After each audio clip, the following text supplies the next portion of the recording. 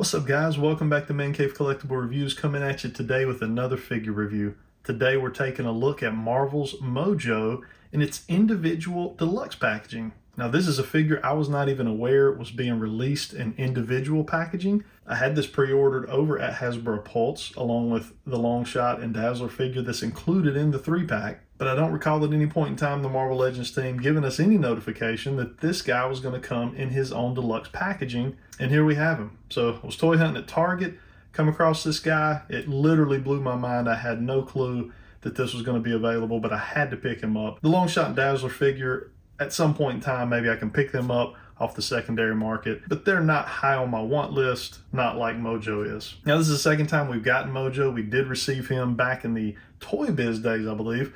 That is a figure I never did own, but I thought it was a respectable figure for its time. Here's the update. Let's take a look at the box. I'm not a big fan of the box packaging with no plastic. It really caused me some anxiety to not be able to do a QC check on this figure. Now I've bought maybe one or two figures prior to this that's in this new packaging, one being the Iron Spider, and my luck was okay there, so I'm hoping the same will be with this one. We'll see as this review continues to move along. However, I will say the box art does look good. Got a really nice picture here of Mojo. Got some cool artwork back in the back. I really like how his name is designed here on the front. Obviously Hasbro and Marvel Legends logoing there on the front. Got some additional Mojo artwork on the side. As we come around to the back, now this is kind of cool. I like how they did this. They actually kind of give us some specs here for Mojo. So they say he's 8.95 inches tall. It shows us the additional accessories that he will come with, and even gives a little bit of a write-up here. So this part to me is fantastic. I really like how they give us the size. For a lot of us collectors, scale is important, and they went ahead and threw that into the back of this box just to add a little something that I don't recall seeing before. I would love to see them continue this with all figures. And then as we come on around to the side, a little more product imaging there. And then on top of the box, we do have the X-Men logo, as he was a major part of that 90s X-Men storyline, which I just recently read here where they all got sent to the Mojoverse. Very cool stuff. Let's crack this guy out of his packaging. Let's see what we got. All right, guys, we got Mojo out of his packaging and onto the review table and looking fantastic. Let's go ahead and run through the accessories this guy comes with. First thing we'll talk about, he does have multiple sets of hands. So he's got a pointing finger here. He's got a very much open hand. He's got another kind of semi-open hand. It's not as open as this hand is, but it's pretty open and relaxed. And then he's got almost like he's trying to, close fist hand, but it's not really a fist. There's really nothing that he comes with to actually hold. However, something like this could hold a Marvel Legend. He's that big, so these hands are plenty big enough to actually hold, a 6-inch scale Marvel Legend if you wanted to have him picking one up or something like that. Then he comes with two head options. You can see the one there that I do have on him. Kind of got his tongue sticking out, smile there on his face. Very, very cool. That's the one I chose to go with. But then he's got this very creepy smile here.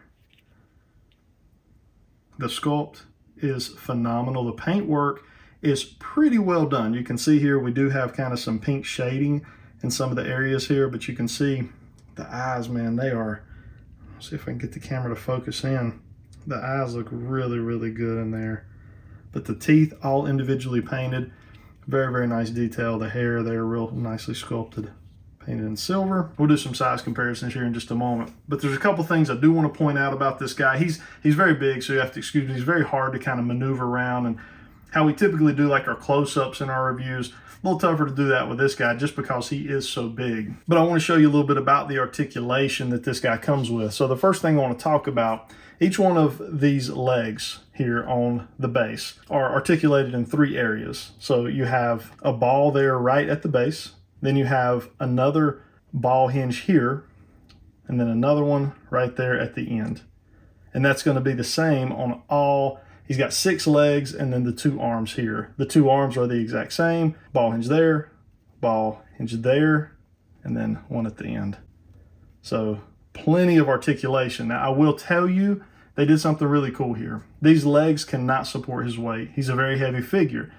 So what they did was they put these clear, you can see them here, there's 3 clear, I don't want to call them pegs, but they're kind of like little clear stands. They almost look like light bulbs in a way. I would imagine they're not super easy to see, so it really kind of gives the impression that these are, these legs are making him stand, where really these three are what's actually supporting pretty much all the weight of this figure. So you can see there when we sit him down, it does kind of give the impression that those legs are holding him up off the ground. Now, another cool thing they did, and this is something that we see with Storm Collectibles does this quite often with their figures, and if you remember the old Street Sharks from the 90s, the Street Sharks toys, they were that soft plastic that didn't really have anything underneath them, and it gave off really a cool feeling, almost like it was like true skin. That's the way his stomach is.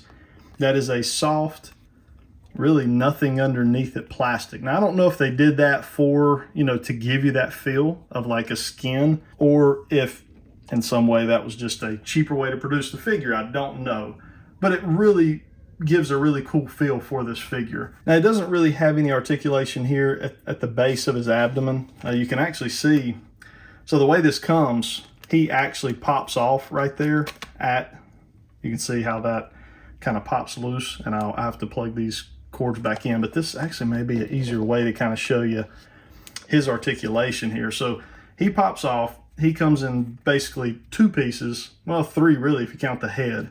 So the abdomen is one piece, the upper torso / chest area is a separate piece, and then the head would be the third piece. So these arms do come connected to the middle torso there. Lots of articulation in the arms, you can see there.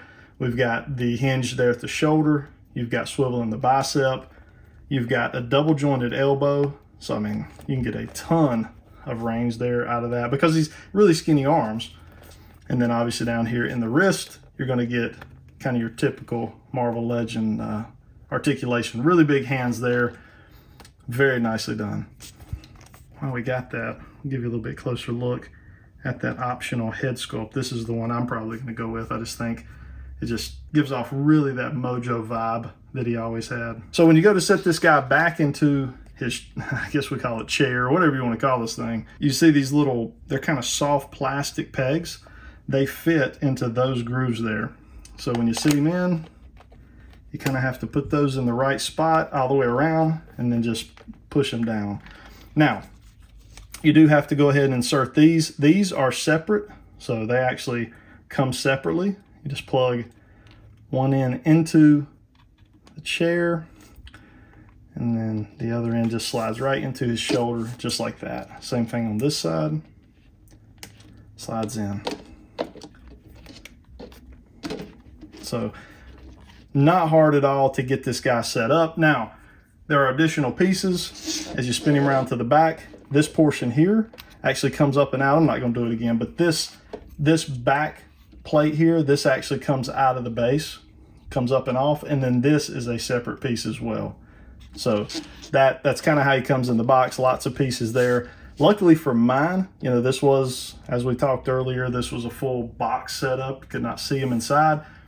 Hasbro did a great job of putting each one of these pieces in their own, like a paper wrap. So they're really not going to get damaged inside the box. So I think anything that would be damaged on them paint-wise is probably something that would be that way straight out of factory. All right, guys, just for a little bit of size comparison, I wanted to bring in a couple different figures from the Marvel Legends X-Men universe. We got Wolverine, Cyclops, and Rogue. So you can see this guy, he's huge. He really is huge. And he's deep even as far as all the way back to the back of him, all the way to the front. He's a deep guy. So something like a Billy case, he's going to take up a lot of room. But I think he's going to be well worth it based on how good he looks. And just to bring in a little more scale for you here, we got Storm Collectibles Kung Lao, we got a Mythic Legion, and a Mafex Gambit. So your Mafex figures, obviously, if you are familiar with those or you collect those, they fit right in with Marvel Legends. So yeah, the Gambit looks really good there with Mojo. So guys, just a kind of a quick little spin around for you. I want you to, to be able to kind of see this guy and all of his glory here. Again, he's a little tougher than some of the figures that we look at just for the simple fact that he is so big. This guy was $42. That's what I paid for him at Target. So I think the value is absolutely there. I don't say that on every single figure that we get from Hasbro. However, in this case, I have to say this to me is $42 worth of figure. I think they really, really nailed it here. And then we'll get him spent on back around. So guys, that is Mojo. Drop those comments down below. Let me know what you guys think of him. I am super, super happy with this pickup. I did end up canceling the 3-pack from Pulse. I hated to do it. I kind of would like to have the long shot and the Dazzler. I didn't really care much for the little Wolverine figure that came with it or all of the box stuff. That wasn't anything I was interested in. I was going to pop them out of the box and toss the box. So it seems like maybe Hasbro put a little too much into the box, and it kind of ran the cost up on us for those.